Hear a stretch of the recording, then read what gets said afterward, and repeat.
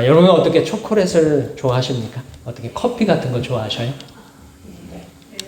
네, 커피와 초콜릿은 일종의 열매 과일입니다. 과일인데 커피와 초콜릿은 조금 사용하는 방법이 좀 다릅니다.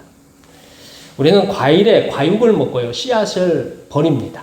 그러니까 씨앗을 먹진 않아요. 근데 반면에 이 초콜릿의 원료인 카카오는 그 씨앗을 가지고서 초콜릿을 만들어요.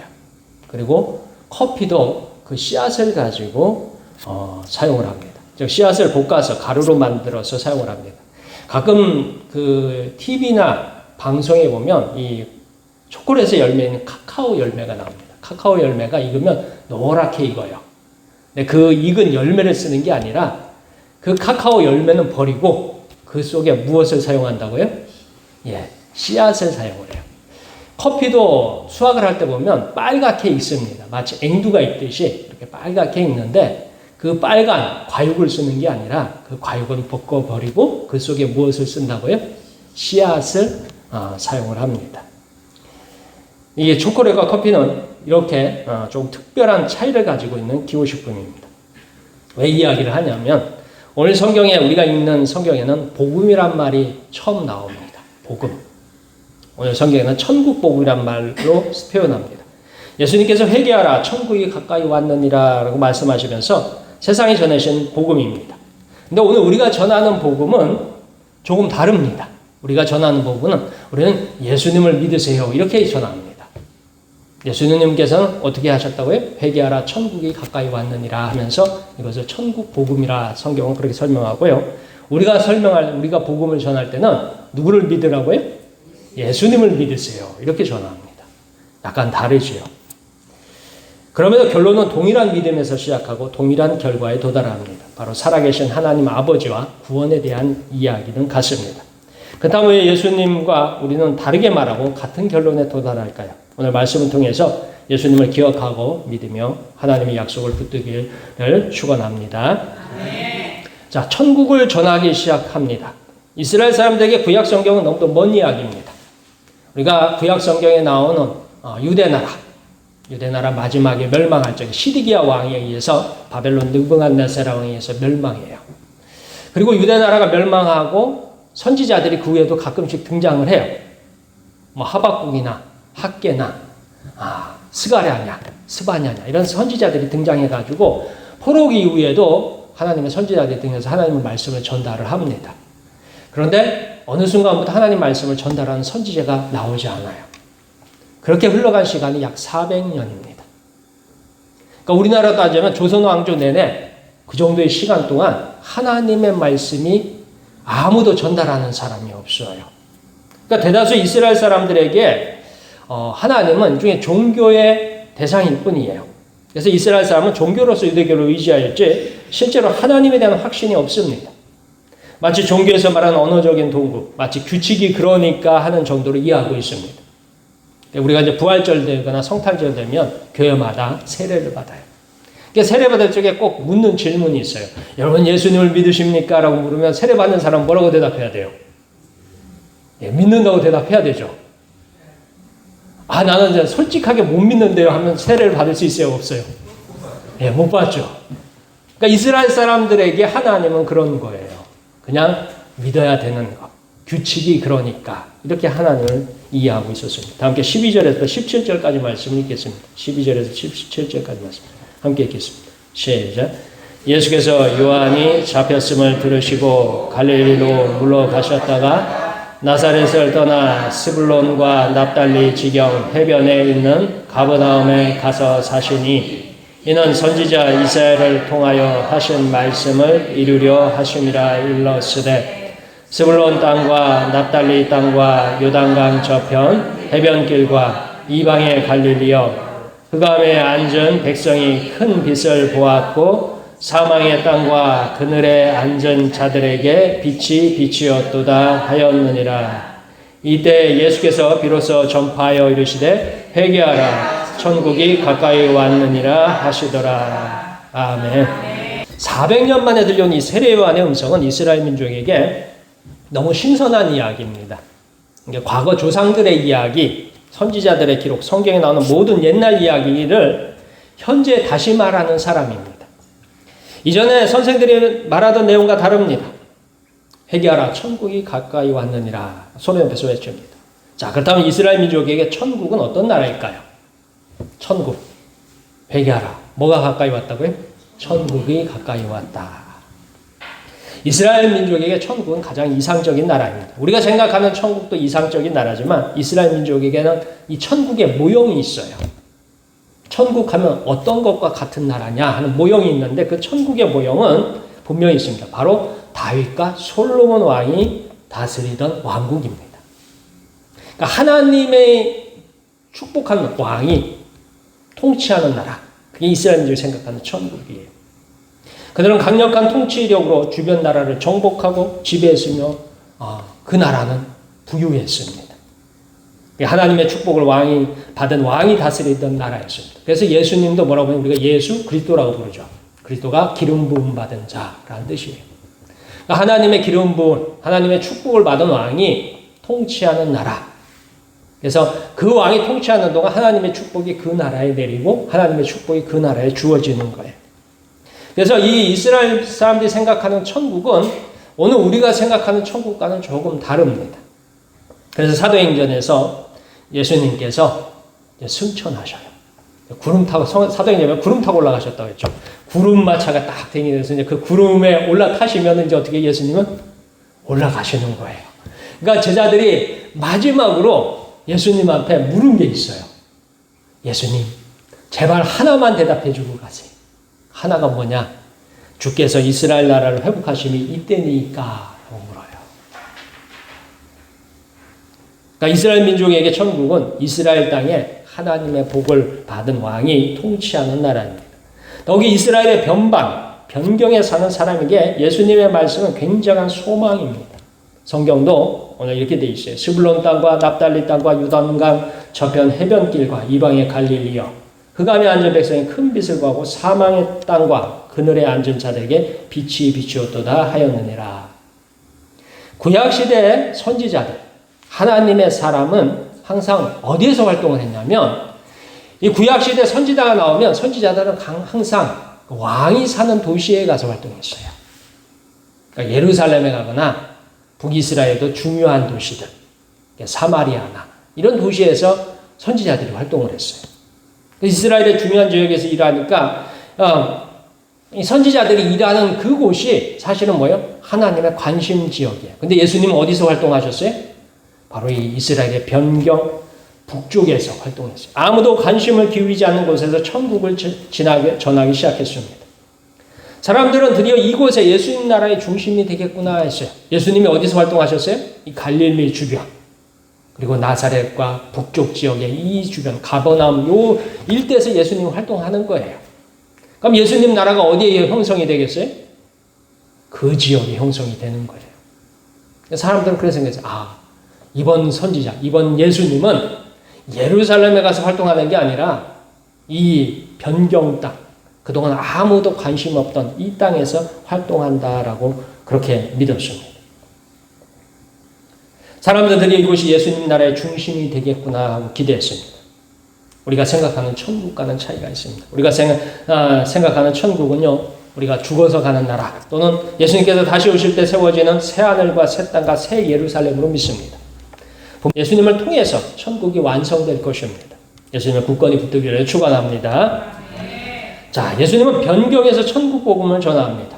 예수님은 변경, 잊혀진 이스라엘 백성에게 천국 복음을 전합니다. 이곳이 정말로 유대인도 포기한 땅이에요. 유대인들이 어떻게 포기했느냐? 예수님에 대해서 하는 말이 예수님이 나사렛 출신이라고 하면 이스라엘 사람들이 뭐라고 하냐면 나사렛에서 무슨 선한 것이 나오겠느냐 했어요. 그러니까 나사렛에서 나오는 모든 것들은 좋은 게 있다 없다? 없다는 거예요. 그러니까 포기한 거예요. 예수님은 하나님을 향한 신앙과 믿음도 포기한 땅입니다. 우리 다 함께 18절부터 22절까지 말씀 읽겠습니다. 18절부터 22절까지 말씀 우리 함께 읽겠습니다. 시작.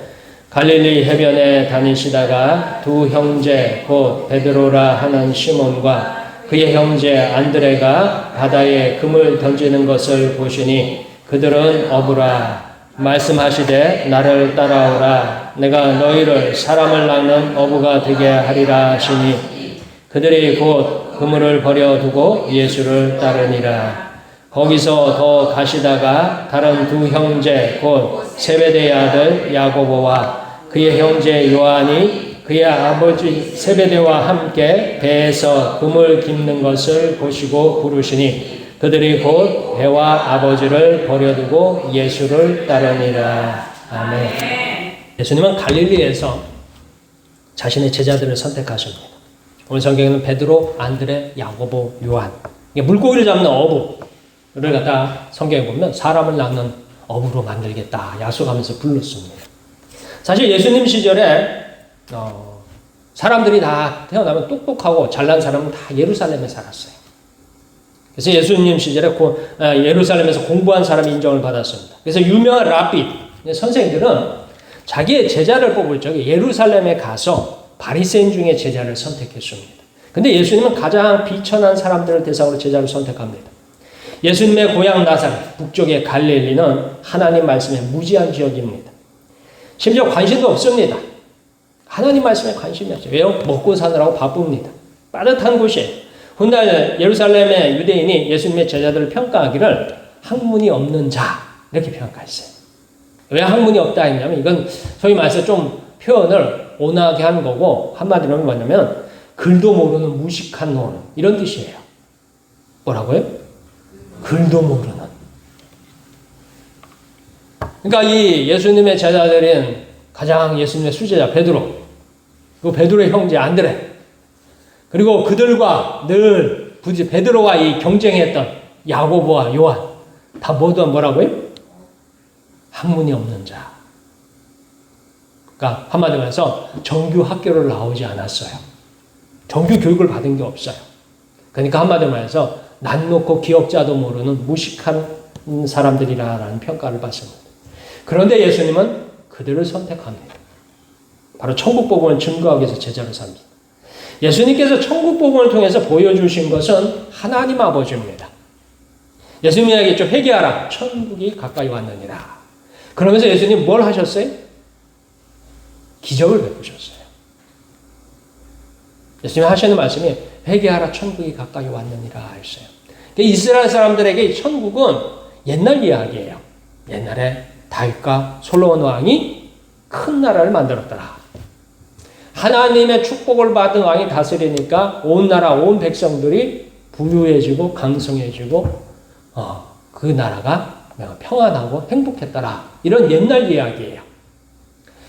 근데 막상 이스라엘 민족은 뭐예요? 한 400년 동안 수많은 강대국이 수시로 바뀌면서 식민지 생활을 하는 거예요. 그러니까 뜯기고 망가지고 부서지는 나라가 이스라엘 사람이에요. 전쟁이 나면 중간에 껴가지고 전쟁터가 돼가지고 괜히 노예로 잡혀가고 괜히 전쟁터가 되니까 거기에 껴가지고 죽어나가고 와가지고 또 뭐예요? 전쟁이 끝나면 와서 세금 내라고 뜯어가고 뭐 그런 나라가 이스라엘 민족이 되었습니다.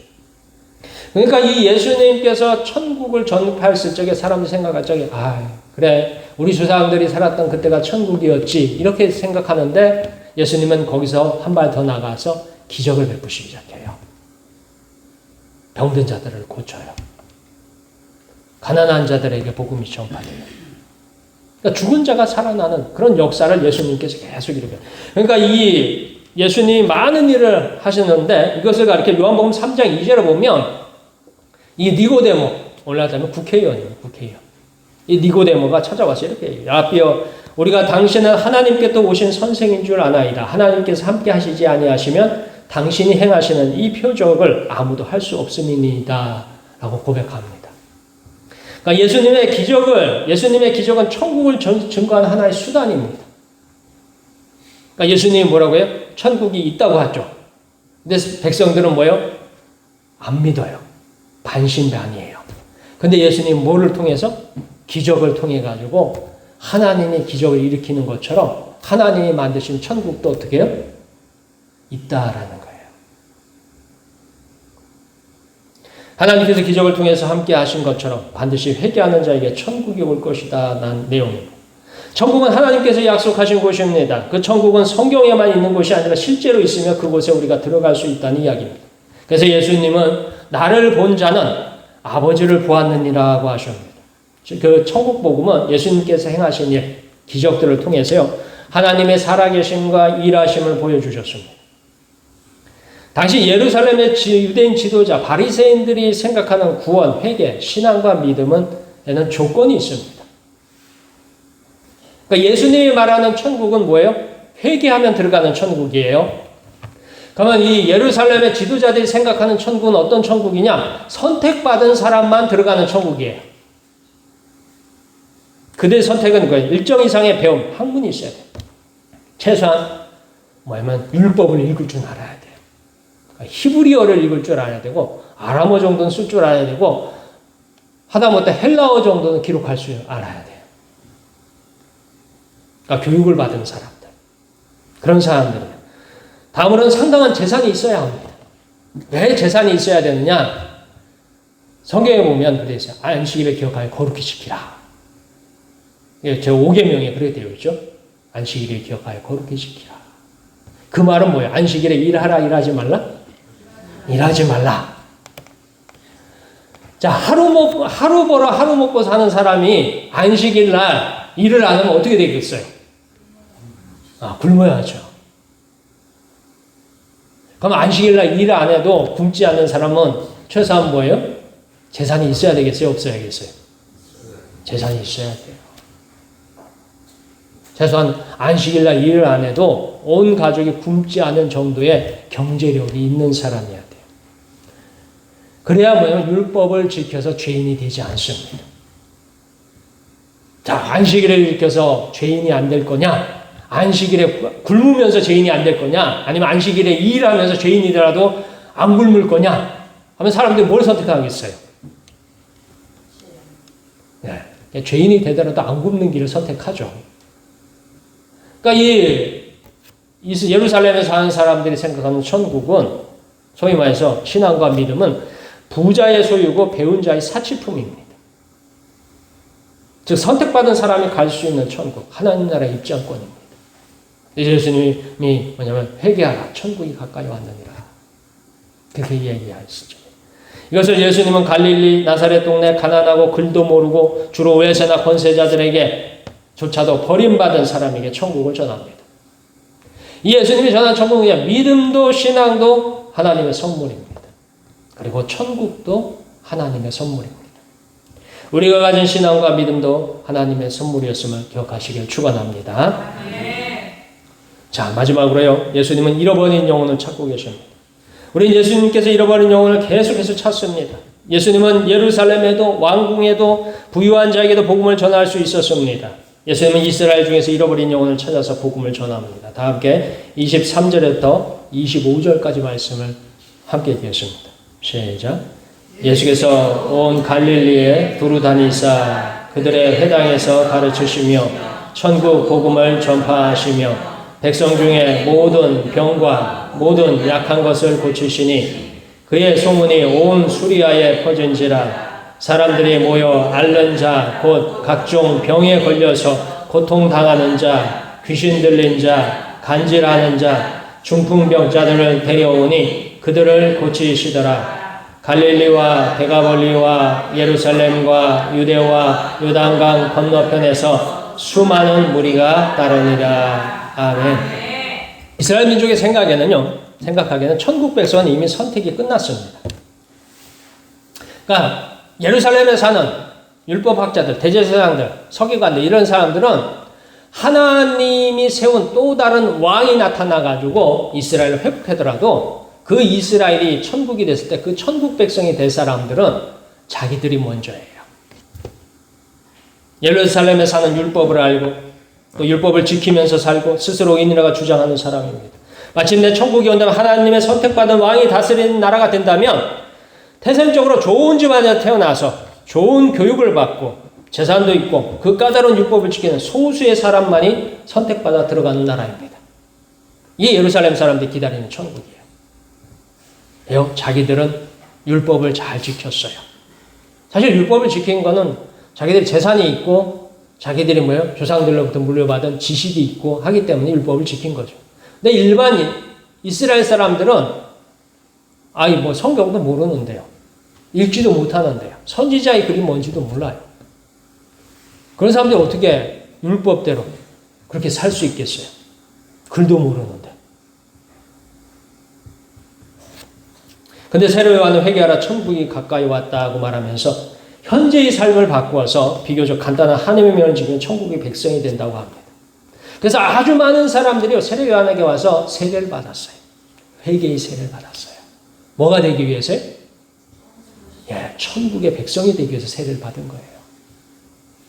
예루살렘에 사는 율법학자들은 이것도 지키고 저것도 지키고 이것도 해야 되고 이것도 해야 되고 이것도 해야 되고 이것도 해야 되고 하면서 사람의 어깨에다 많은 짐을 얻는데 세례 요한은 간단해요. 너희가 이전과 다른 삶을 살면 된다. 다시는 죄를 짓지 아니하면 된다. 그러면서 뭐예요? 회개의 세례를 베푸니까 사람들이 다 와서 그 앞에서 나의 죄를 회개하고 세례를 받고서 뭐가 되고 싶어 하셨어요? 천국 백성이 되고 싶어 하는 거예요. 다음으로 예수님도 회개하라 천국이 가까이 왔느니라 외치면서 본격적으로 이 천국의 백성을 모으고 계십니다. 우선 갈릴리 어부들을 제자로 삼아서 천국 백성을 삼았습니다. 그 중에는 세리 마태들, 죄인이죠, 세리. 또 예수님의 제자가 되었습니다. 마침내 소문이 폭발적으로 전해집니다. 예수님의 소문이 온 땅에 전해져요. 그래서 24절에서요, 이렇게 되어 있어요. 그의 소문이 온 수리아에 퍼진지라 사람들이 모든 앓는 자와 곧 각종 병에 걸려서 고통당하는 자, 귀신 들린 자, 간질하는 자, 중풍병자를 데려오니 그들을 고치시더라라고 합니다. 이 사람은 전통적으로 율법에 의해서 다 버림받은 사람들이에요. 죄인들이에요. 버림받은 죄인들을 불러가지고 어떻게 해요? 고치셔요. 그리고 뭐예요? 천국 백성을 삼습니다. 병자는 죄인이라고 생각하면서 사람들이 꺼려하고 멀리하고 두려워하는 모든 비참한 사람들 불러서 모으고 있습니다. 그리고 그들을 고쳐주십니다. 고침받은 사람이 세상 모든 사람들이 다 실패했어요. 세상에 어떤 의사도 고치지 못했어요. 세상 모든 사람들이 뭐예요? 다 쫓아냈어요. 그러니까 완전히 버림받은 사람들이, 잃어버린 영혼들이에요. 근데 예수님은 그들을 어떻게 해요? 다 불러 모아요. 예수님께 나아가면 어떻게 된다고요? 고침을 받는다. 나음을 받는다. 예수님께 나아가면 뭐예요? 내가 뭐예요? 깨끗해진다. 내가 죄로부터 벗어난다 하면서 사람들이 사방에서 몰려들기 시작합니다. 예수님은 그들을 만나서 어떻게 해요? 그들을 하나씩 다 고쳐가셔요. 고침받고 깨끗함을 입고 하나님의 백성, 천국의 백성이 되어 가고 있습니다. 그날 예수님은요, 예루살렘에서 가늠하다 잡혀온 여인을 향해서 은혜를 베풀면서 말씀하십니다. 나도 너를 정죄하지 아니하노니 가서 다시는 죄를 범하지 말라. 가늠하다 현장에서 잡혀왔어요. 모세의 율법으로는 돌로 쳐서 죽이라 해서 있어요.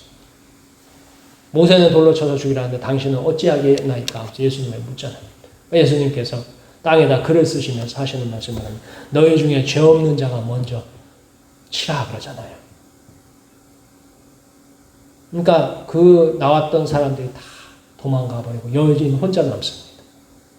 그러니까 너를 고발하는 사람이 다 어디 있냐? 없다 하니까 나도 너를 정죄하지 아니한다.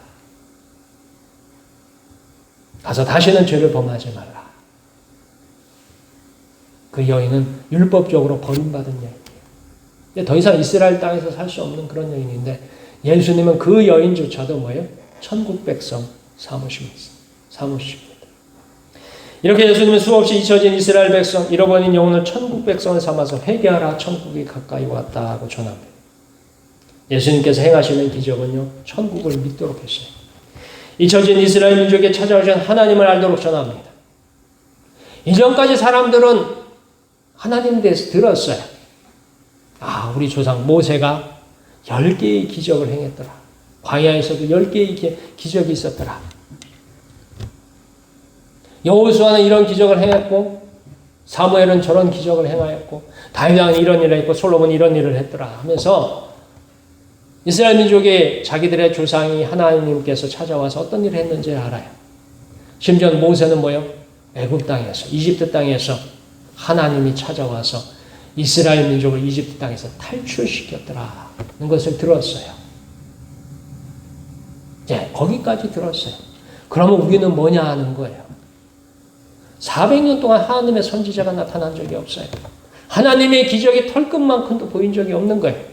근데 거기에 예수님이 등장하셨어요. 예수님이 등장해가지고 이전에 모든 선지자들이, 모든 하나님의 사람이, 모든 이 역사상 있었던 자기 조상들의 모든 기적들을 예수님 혼자 더 많은 것을 하시는 거예요. 그래서 이스라엘 사람들은 꿈을 꾸기 시작합니다. 하나님이 우리 민족에게 어떻게 해요? 다시 돌아왔다라는 거예요. 예수님의 기적을 보라. 저 기적은 하나님이 함께 하시는 거다. 하나님이 우리 민족에게 다시 돌아왔고 잊혀진 민족에게, 잊혀진 백성들에게, 잃어버린 백성들에게 다시 돌아왔다라는 것. 그래서 예수님이 말하는 천국 복음은 회개하라 천국이 가까이 왔다라는 이 말 안에는 예수님이 행하신 그 일로 말미암아서 하나님이 살아계시고 역사하시고 이스라엘 민족을 구원하신다는 이 믿음을, 이 신앙을 이스라엘 민족의 가장 낮은 신분부터 가장 변방에까지 모든 사람의 마음속에 심고 계시는 것입니다. 사실 이스라엘 민족의 천국은 반쯤 믿고 반쯤 의심하는 나라입니다. 마치 보험과 같습니다. 있으면 좋고 없으면 할 수 없는 정도입니다. 그냥 조상들이 하나님께서 이스라엘 민족을 선택했으니 무엇인가 좋은 일이 일어날 거야 정도입니다. 그리고 없으면 그러면 그렇지 정도입니다. 오늘 예수님에 대해서 반신반의하는 것과 같습니다. 예수님께서 회개하라 천국이 가까이 왔다 말씀하시면서요. 당시 유대인은 마치 예루살렘에 사는 사람은 천국에 갈 수 있고 시골 구석에 가난하고 못 배운 사람은 천국과 상관없는 죄인으로 생각하고 있습니다. 이것을 예수님의 말씀을 지키면 천국에 갈 수 있다고 가르치고 있습니다. 오늘 우리도 예수님 믿을 적에 그냥 보험처럼 믿어요. 왜 그런 일이 많아요? 뭐예요? 보험이라는 게 뭐예요? 만약을 대비해서 들어놓는 거잖아요. 집주마다 보험이 다 드러나 있잖아요. 만약에 무슨 사고가 생기거나 만약에 큰일이 생기면 뭘로 어떻게 대처한다고요? 보험으로 대처하는 거잖아요. 그래서 기독교인들 중에 천국보험을 들어놓은 분들이 많아요. 이게 뭔 줄 아세요? 죽어서 어디 가기 위해서? 천국 가려고. 교회를 다녀보니까 목사님이 천국이 있다는 거예요. 교회를 다녀보니까 주변 사람들이 다 어디가 있다고 해요? 천국이 있다는 거예요. 그러면 그 천국이 아무튼 좋은 곳이잖아요. 그러니까 어떻게 해야 돼요? 가긴 가야 되잖아요. 그러니까 천국보험을 하나 들어놨어요. 근데 이게 없네. 그러면 어떻게 돼요? 그래서 이런 분들이 또 하나 더 들어놓은 보험이 또 하나 더 있어요. 저쪽에 가서 극락보험을 하나 들어놔. 왜요? 이 천국보험이 땡 되면 극락보험이라도 들어가야 되잖아요.